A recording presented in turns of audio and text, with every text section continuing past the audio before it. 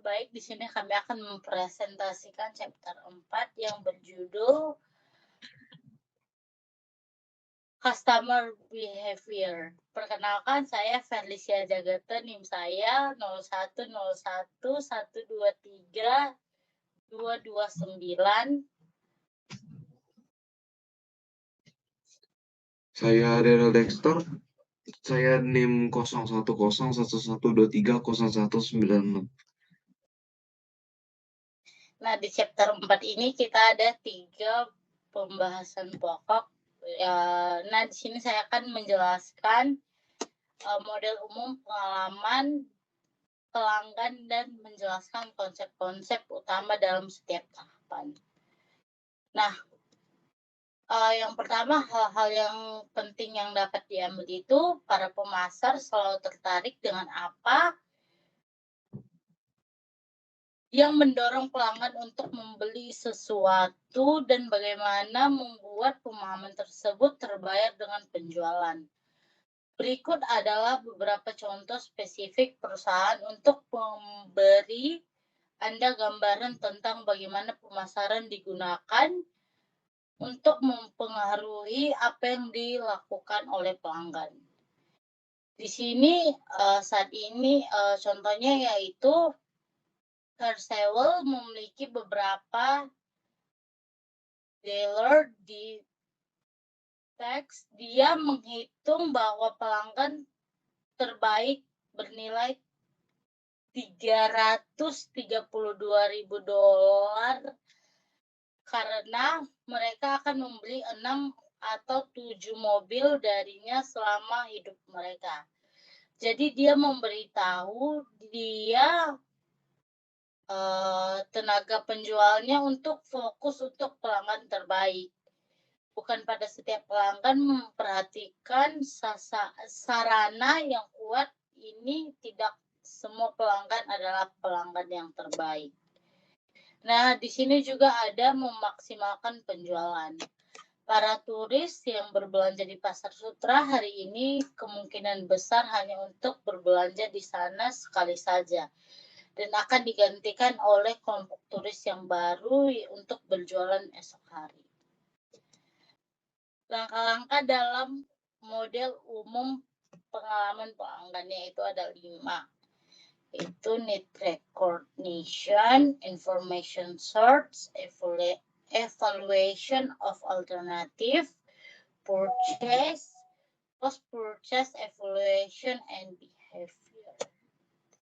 Nah, di sini ada pencarian informasi juga. Kunci dari judul sebab ini ada sumber pribadi.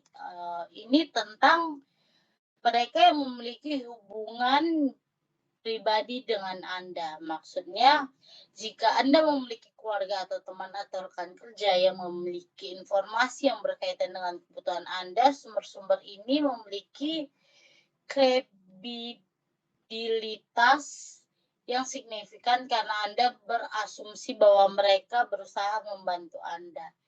Yang kedua ada informasi pihak ketiga. Ini informasi eksternal. Terus yang ketiga ada informasi yang disponsori perusahaan, informasi pemasaran. Ada evaluasi dan perilaku pasca pembelian. Di sini ada 5 yang utamanya. Yang pertama adalah kepuasan. Ini perbandingan kinerja dengan harapan. Yang kedua tidak puas. Hasil ketika pembelian tidak memenuhi harapan Anda.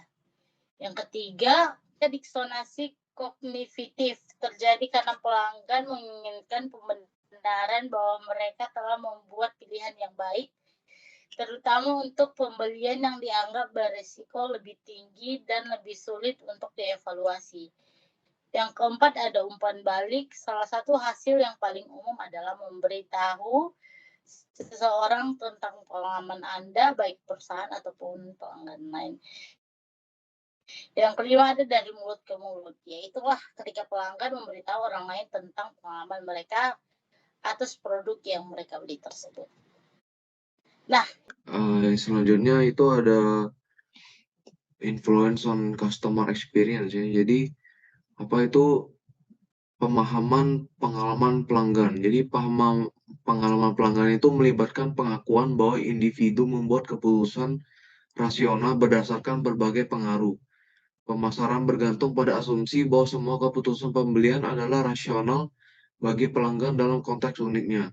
Tiga kategori utama pengaruh terhadap pengalaman pelanggan identifikasi, yaitu perbedaan individu, pengaruh sosial, dan pengaruh kontekstual. Jadi yang pertama itu adalah individual influences ya. Jadi pengaruh individu terhadap pengalaman pelanggan mencakup ciri-ciri demografis, kepribadian, dan perbedaan persepsi. Fakta demografis seperti usia, jenis kelamin, siklus hidup keluarga, pendapatan, dan ras berdampak langsung pada pengalaman pelanggan. Kepribadian yang diklasifikasikan melalui sistem seperti FAST dan Myers-Briggs membentuk pikiran, perasaan, dan perilaku individu dalam proses pembelian. Citra diri yang dipengaruhi oleh kepribadian memandu pelanggan dalam melakukan pembelian yang sesuai dengan persepsi masyarakat yang diinginkan. Proses persepsi termasuk perhatian selektif, interpretasi, dan retensi selanjutnya berkontribusi pada keunikan pengalaman individu. Yang kedua itu adalah social influence. Jadi pengaruh sosial itu kategori kedua yang mempengaruhi pengalaman pelanggan yang berasal dari interaksi dengan individu lain dalam berbagai konteks. Pengaruh ini itu mencakup pembelian bersama, dinamika keluarga, dan peran kelompok referensi. Kelompok referensi itu yang meliputi teman, rekan kerja, dan organisasi berfungsi ya, sebagai tolak ukur untuk mempengaruhi pikiran gitu. Kelompok calon bahkan tanpa keanggotaan formal juga mempengaruhi perilaku berdasarkan pendapat bersama. Komunitas online, kelas sosial, dan latar belakang budaya juga membentuk pengalaman pelanggan.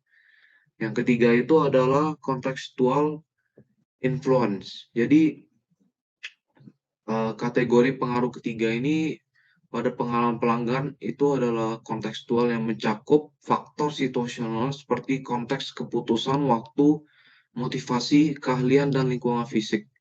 Konteks keputusan ini mencakup keputusan rutin, misalnya membeli roti yang sudah dikenal, pemecahan masalah yang ekstensif, misalnya membeli cincin pertunangan, dan juga pemecahan masalah terbatas, misalnya memilih restoran.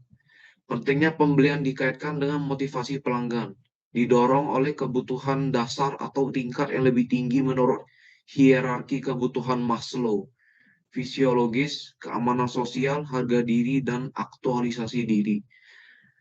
Pemasar mengenali berbagai motif yang mempengaruhi pembelian seringkali dikaitkan dengan citra diri yang menekankan kompleksitas perilaku pelanggan.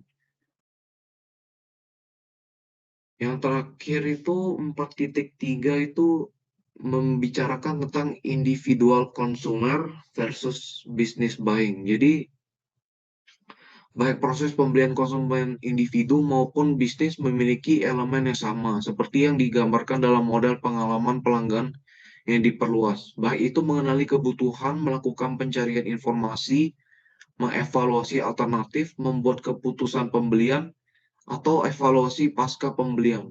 Langkah-langkahnya serupa di berbagai jenis pelanggan. Namun ada perbedaannya dalam pemasaran bisnis ke bisnis atau B2B.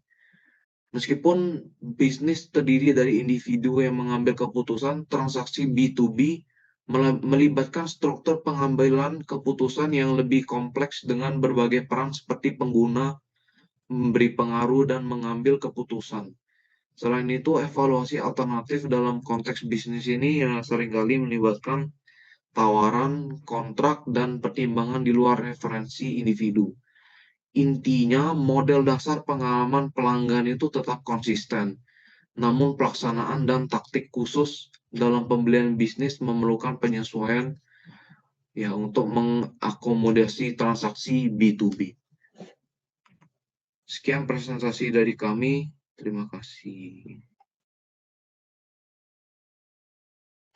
Videonya gitu. Gua dong.